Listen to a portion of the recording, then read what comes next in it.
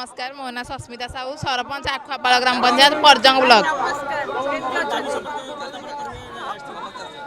प्रथमतः आमर पंचायत हूँ गोटे बहुत बड़ पंचायत।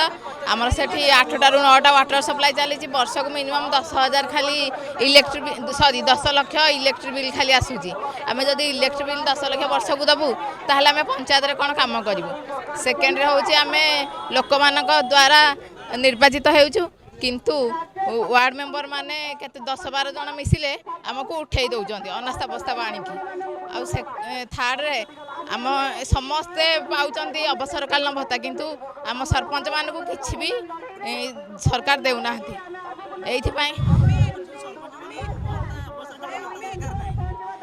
ना निहाती दरकार कारण आम प्रथम जनसाधारण मान संगे सकाल संध्या पर्यंत राति पर्यंत जिते जी आसू समस्त आम साहाय्य करुचु लोक मान कम आम दिन राति सब बीती जाऊँ पिला छुआ कथा न बुझिकी आम लोक मान कथा बुझू से आम राज्य सरकार को अनुरोध करुचु कि सेमाने आमको आमर अवसरकालीन भत्ता प्रदान करंतु।